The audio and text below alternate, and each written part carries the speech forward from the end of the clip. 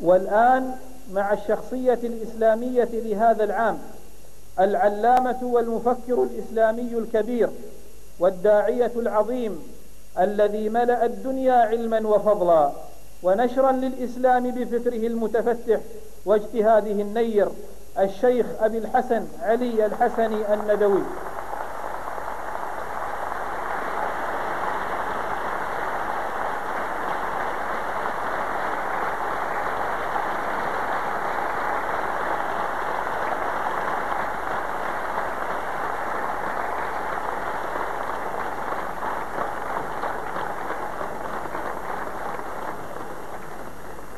والذي اختير شخصية هذا العام الهجري 1419 لجائزة دبي الدولية للقرآن الكريم، فليتفضل بتسلم جائزته وإلقاء كلمته.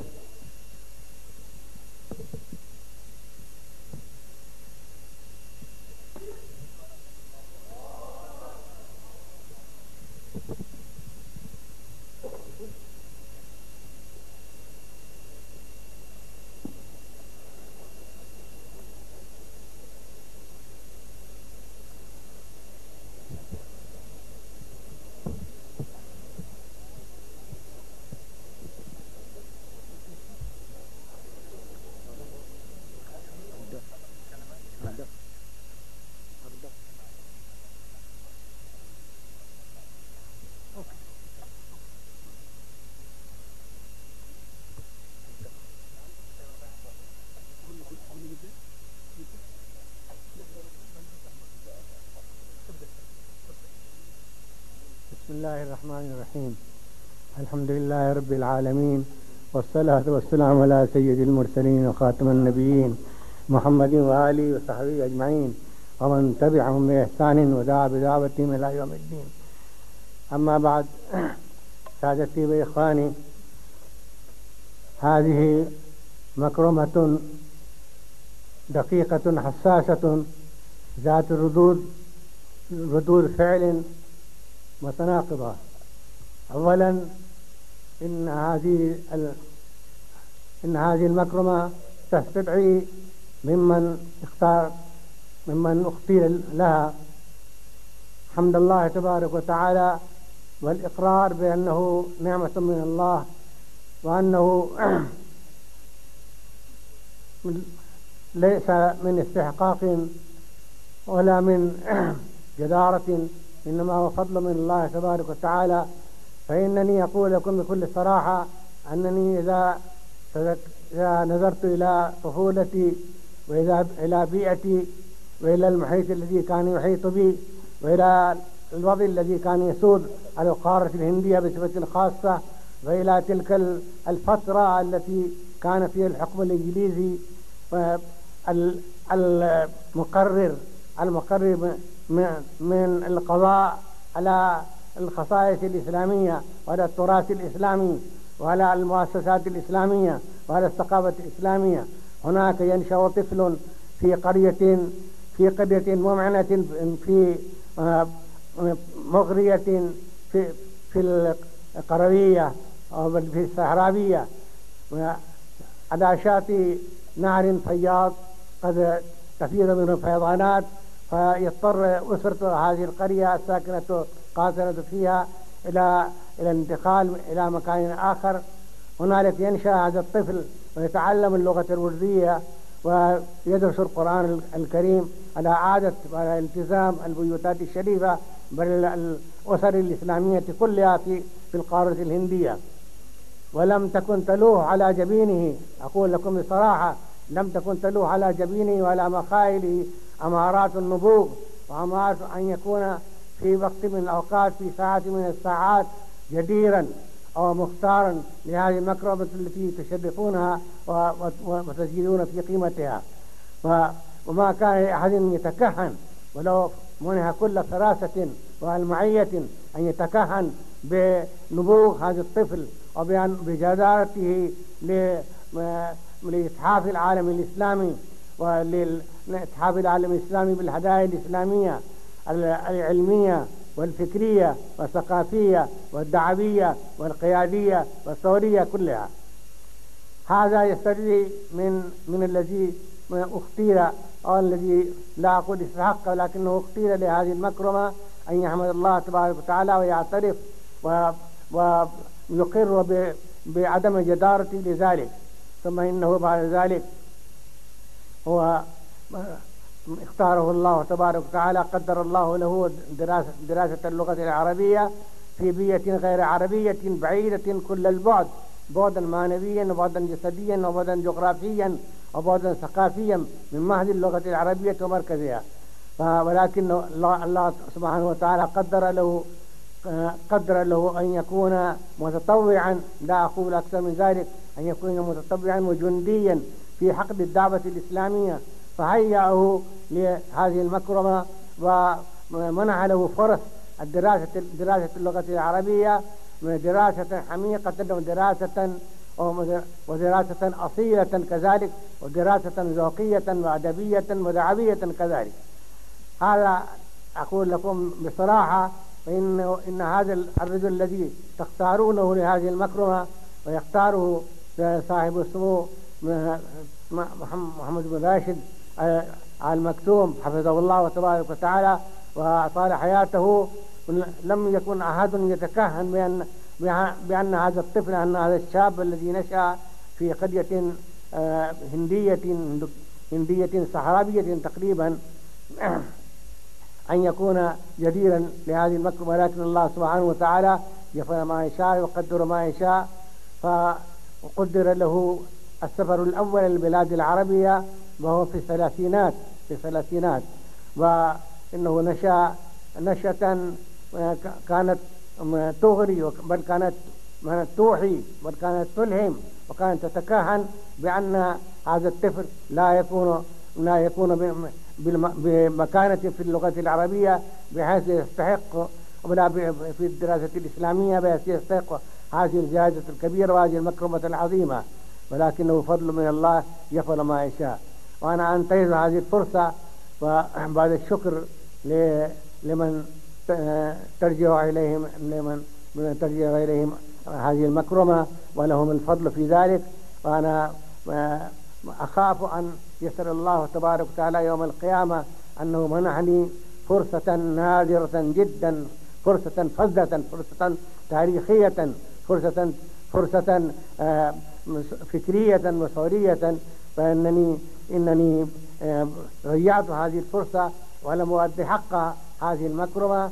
فأنا كنت كتبت عددت مقالا ولكنه يطول والوقت يقصر، وإنني أن أعرف قيمة وقتكم الثمين، فأنا أكتفي بسطور ما أعتبره أمانة في صدري وأمانة في روحي ومسؤولية على عاتقي على كواهلي، ولعلي بعد ذلك أستطيع أن أقول في يوم يحشر الله الناس والعباد، أقول أنني قد أديت رسالتي وقد قدمت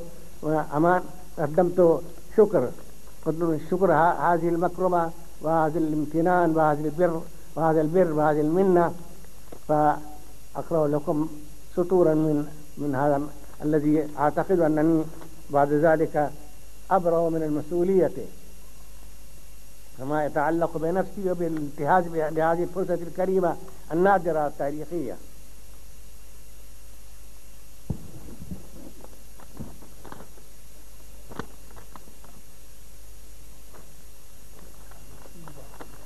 بسم الله الرحمن الرحيم.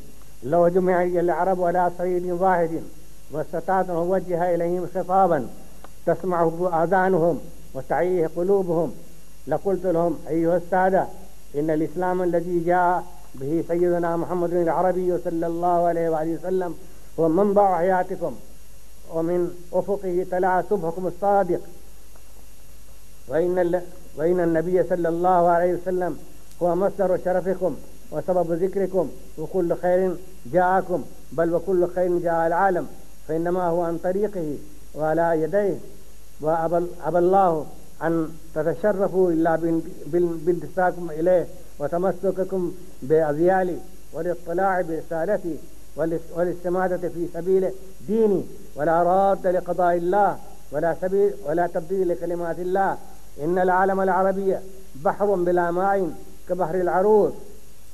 أعيد هذه الكلمة تفكرون فيها. إن العالم العربي بحر بلا ماء، إن العالم العربي بحر بلا ماء كبحر العروض، حتى يتخذ سيدنا محمد صلى الله عليه وسلم إماما وقائدا لحياته وجهاده، وينهض برسالة الإسلام كما نهض في العهد الأول، ويخلص العالم المظلوم من براثن مجانين أوروبا الذين يابون إلا أن يقبروا المدنية ويقضوا على الإنسانية القضاء الأخير بأنانيتهم واستكبارهم وجهلهم، ويوجه العالم من الانهيار إلى الازدهار، ومن الخراب والدمار والفوضى والاضطراب إلى التقدم والانتظام والأمن والسلام، ومن الكفر والطغيان إلى الطاعة والإيمان. وإنه حق أن العالم العربي سوف يسأل عنه عند ربه فلينظر بماذا يجيب. فأعيد أختم هذا بكلمة لشعر من شعر محمد إقبال، علامة محمد إقبال، وعبقري الإسلام ونابغة الدهر، يقول وأعيده أقرأه بأصالته في أردو: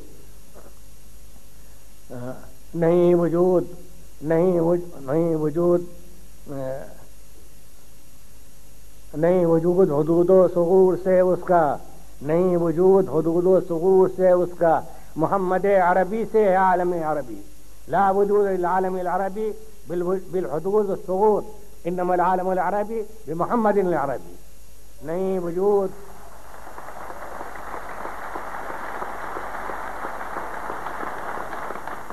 वजूद हुदूदो सुगूर से उसका, मोहम्मद अरबी से आलम अरबी, नहीं वजूद हुदूदो सुगूर से उसका, मोहम्मद अरबी से आलम अरबी सल्लल्लाहु अलैहि वसल्लम। وبعد ذلك أنا أعلن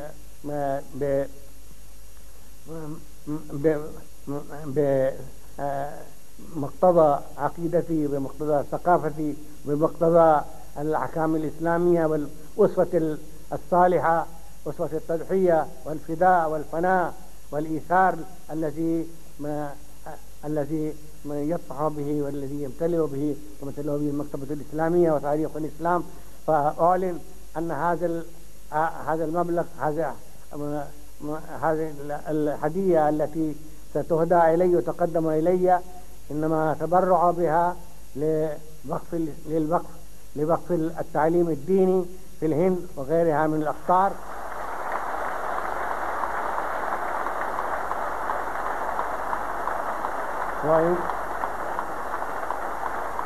هذه أمانة عند الله، وهذه شهادة منكم كذلك، وشهادة مني، وشهادة من المعاصرين والحاضرين والمطلعين إن شاء الله تبارك وتعالى. والسلام عليكم ورحمة الله وبركاته.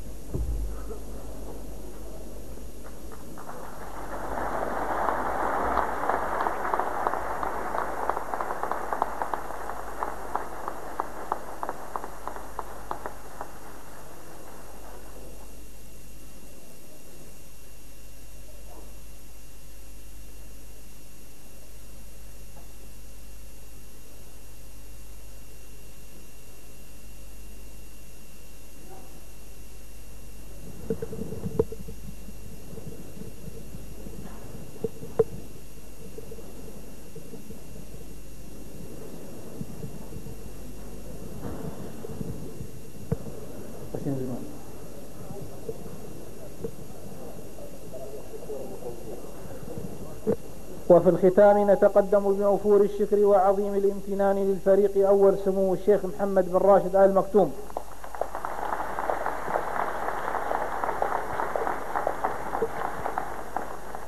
على رعايته الكريمة لهذه المسابقة الكريمة، ولكل من ساهم في إنجاح هذه المسابقة المتميزة في هذا البلد المعطاء، آملين أن نلتقي معكم عاما بعد عام في مثل هذا الشهر الكريم أعاده الله علينا وعليكم بالأمن والأمان والسلامة والإسلام.